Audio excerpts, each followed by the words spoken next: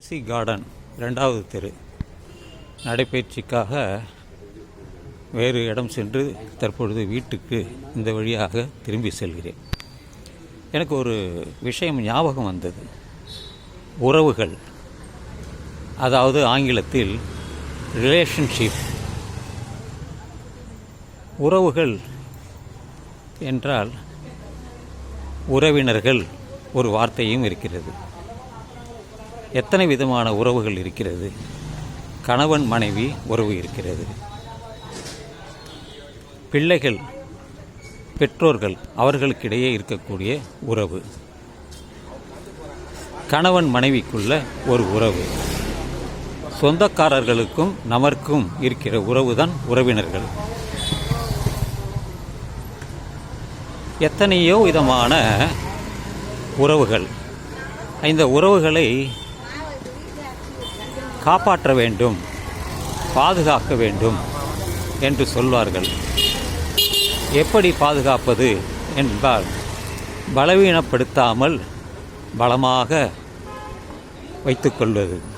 ஏனென்றால் நல்லதோ கெட்டதோ 4 பேர் நமக்கு தேவை என்பார்கள். அந்த 4 பேர் தான் நமக்கு உறவுகள், உறவினர்கள். உறவை ஊட்டி வரை உறவு என்ற ஒரு படம் கூட இருக்கிறது.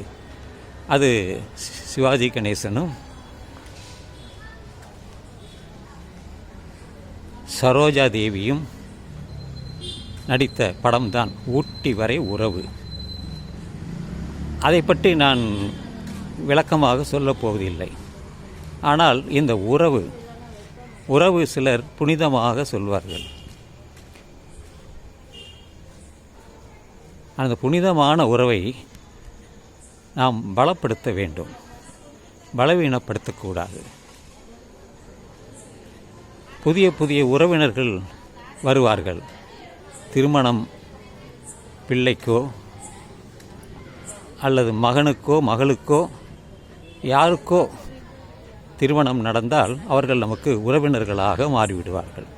அவர்கள் எல்லாம் புதிய உறவினர்கள். பழகிவிட்டால் அதுவும்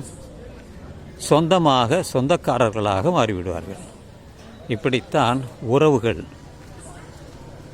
இருவருக்கு இடையே ஏற்படக்கூடிய அந்த உறவுதான் உறவினர்கள் என்பது. ஏதோ எனக்கு மனசு தோன்றியது, அதை பற்றி ஏதாவது ஒன்று பேச வேண்டும் என்று நினைத்தேன். அதுதான். ஏனென்றால் பலர் சொல்வார்கள், பலர் உறவினர்கள் பகையாளியாக மாறிவிடுவார்கள். கேட்பார்கள், அவர்கள் கேட்டது கொடுக்கவில்லை என்றால் பகை வந்துவிடும். இப்படித்தான் ஒவ்வொருத்தருக்குடைய இருக்கக்கூடிய ரிலேஷன்ஷிப் கெட்டுவிடும். ஒரு ஆணும் பெண்ணும் இருக்கக்கூடிய ரிலேஷன்ஷிப்பை காதல் என்று சொல்லிவிடுவார்கள். நட்பாக கூட இருக்கும். ஆனாலும் ஒவ்வொருத்தரும் ஒவ்வொரு விதமாக அவர்கள் கருதுவார்கள்.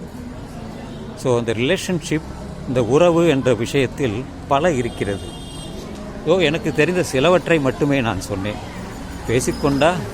பேசிக்கொண்டே இருக்கலாம் உறவை பற்றி. நல்லுறவு அதுதான்.